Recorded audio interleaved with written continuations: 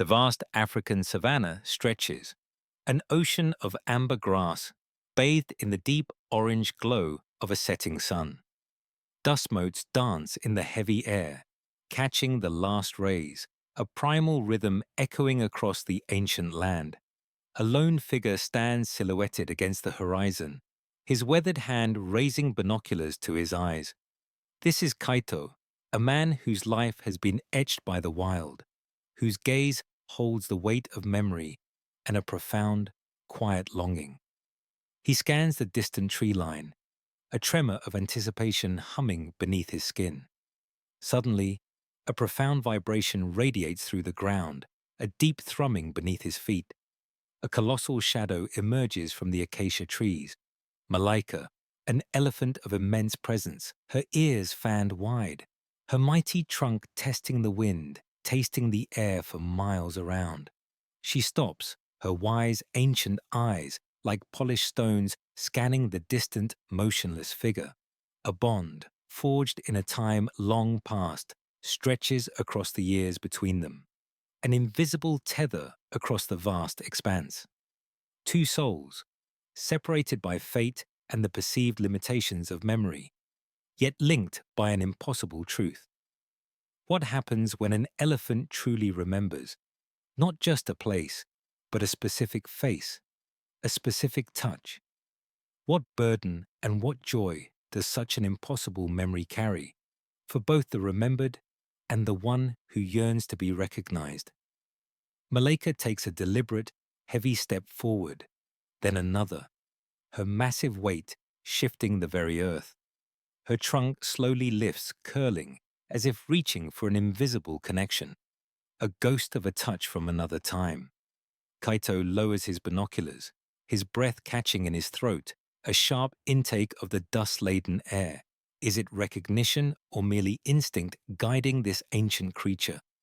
Then a low, resonant rumble vibrates from Malaika's chest, a sound unique, ancient, filled with an emotion that defies logic, a deep, mournful hum. It is a sound Kaito has not heard in decades, yet instantly recognizes. A lament and a greeting woven into one.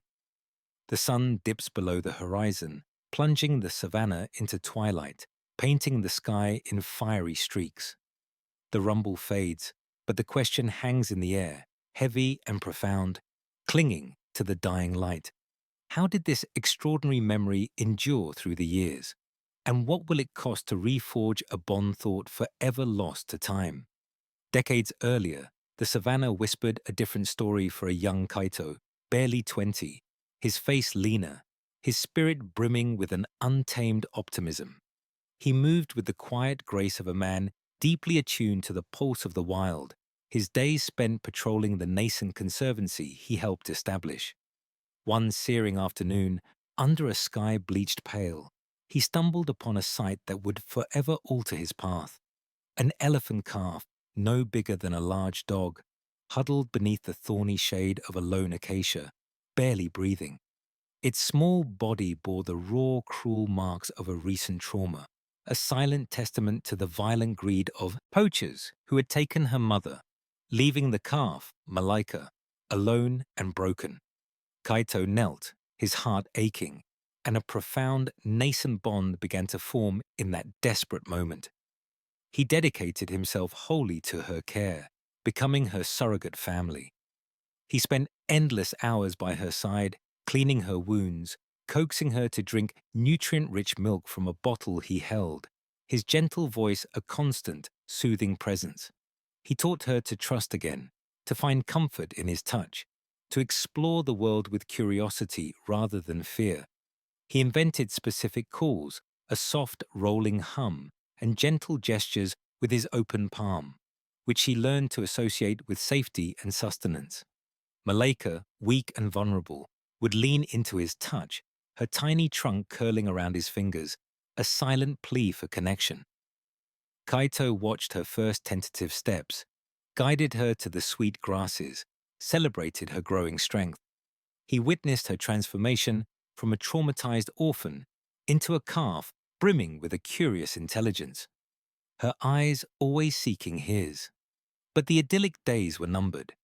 Conservation protocol dictated that a wild elephant, especially one growing rapidly, could not remain indefinitely dependent on a human. She needed her herd, the vast expanse of a wilder, more secure reserve. The day of her relocation arrived, heavy with unspoken grief. Kaito led Malaika, now much larger, but still seeking his touch, into the reinforced transport truck. He pressed his forehead against her rough hide, whispering promises, his hand stroking her ear. Her low rumble, the very sound that would echo through decades, vibrated against his chest, a poignant farewell. Kaito watches as the transport truck carrying Malaika disappears into the dust, leaving him with a profound sense of loss and a quiet, aching question in his heart. Will you remember me? The dust settled, but the question Kaito carried did not. Months bled into seasons, seasons into years. He moved from one project to another, a dedicated conservationist traversing the vast, sun-baked landscapes of Africa. He monitored rhino populations, combated illegal wildlife trade, and tirelessly educated local communities, his expertise growing with each passing year. His hands, once gentle on a calf's hide, now worked with maps and telemetry, but his gaze always sought the telltale silhouette of an elephant on the horizon. Each lumbering matriarch, each boisterous young bull, served as a ghost of a memory, stirring the quiet ache within him. Was his bond with Malaika a unique connection, or merely the fervent illusion of a young man desperate for solace? He questioned it often, especially during long solitary nights beneath the diamond-studded sky, yet a stubborn ember of hope refused to die.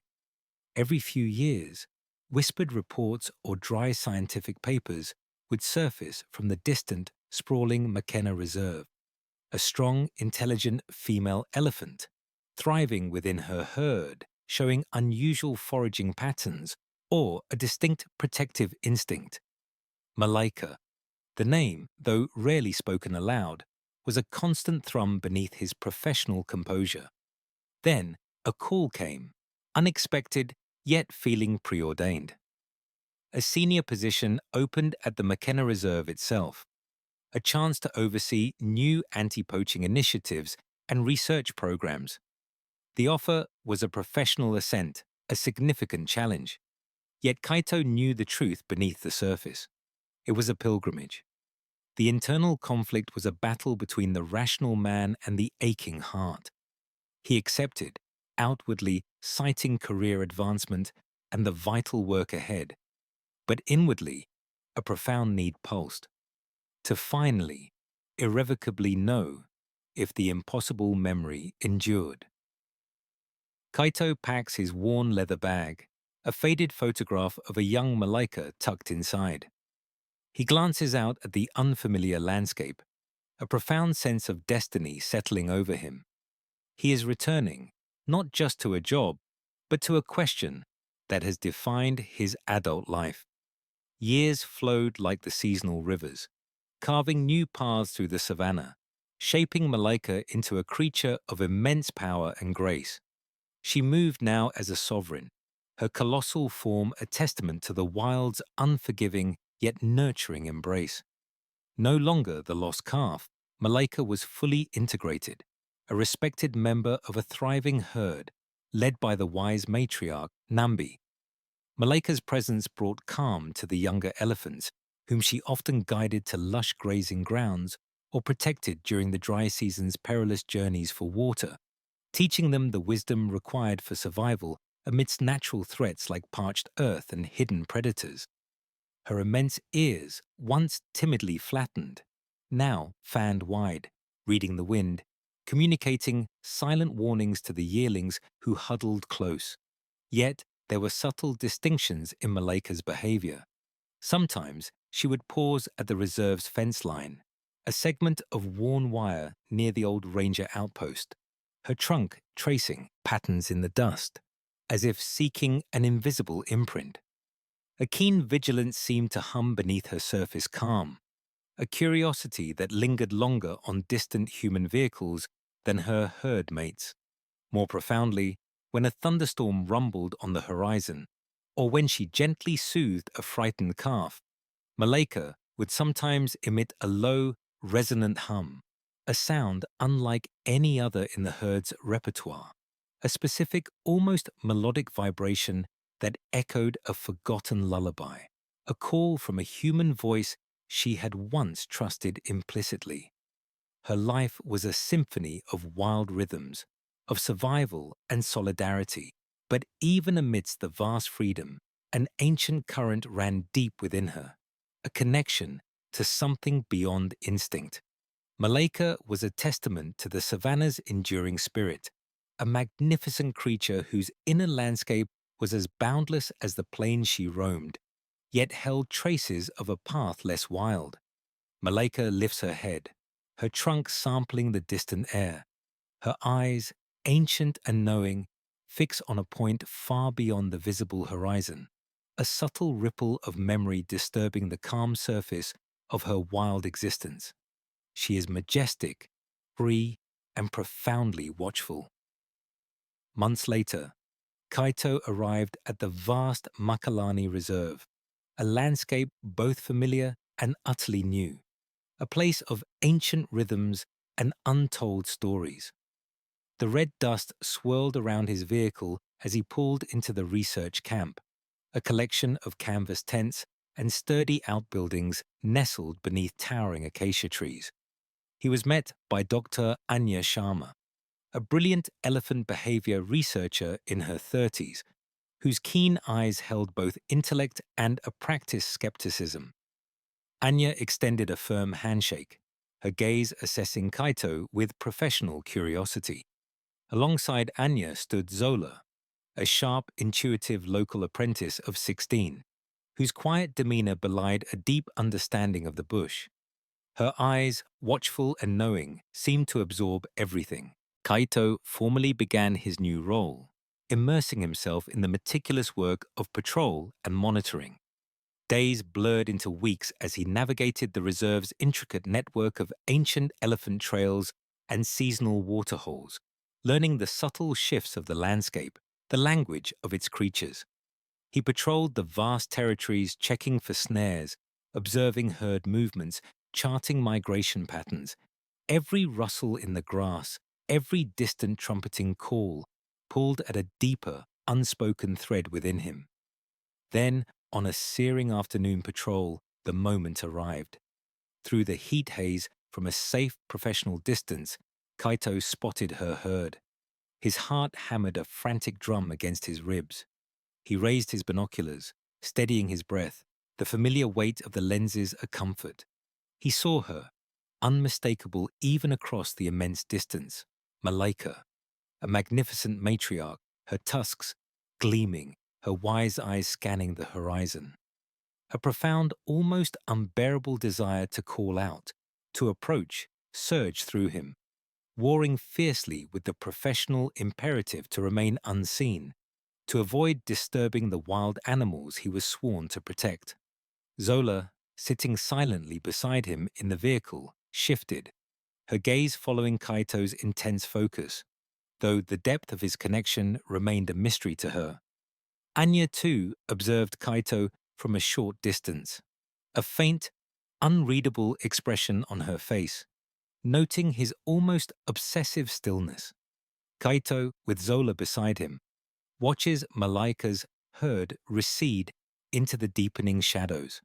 The vastness of the distance feels immense, almost insurmountable. Zola glances at Kaito, sensing the unspoken weight he carries.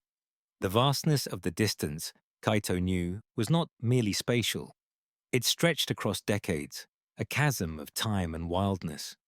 In the ensuing days and weeks, his patrols became quiet rituals, always steering him, subtly, towards the sectors where Malaika's herd was known to graze. With Zola, his keen-eyed apprentice, always nearby, Kaito found discreet moments. He would stop their vehicle well away from the herd, using binoculars as a shield, his presence a whisper in the vast savanna. He would observe Malaika, a magnificent creature now, her skin etched with the stories of the wild, her very bearing exuding an ancient wisdom. Then, when the wind was right, when the herd was settled, Kaito would try. He would cup his hands, producing the low, resonant hum he'd used to soothe her as a calf, a melody unique to their shared past. He'd tried the soft, drawn-out greeting call, a sound that had once coaxed her tiny trunk to curl around his finger. Malaika often would lift her head, her enormous ears fanning, her trunk testing the air. Perhaps a slight twitch, a distant rumble shared with her own kind. But no specific turn, no discernible response, nothing that separated his voice from the myriad sounds of the savanna. Nothing that screamed recognition. A profound disappointment began to settle in Kaito's chest, heavy and cold. His hopes, once fiercely guarded, started to erode, crumbling like ancient riverbanks.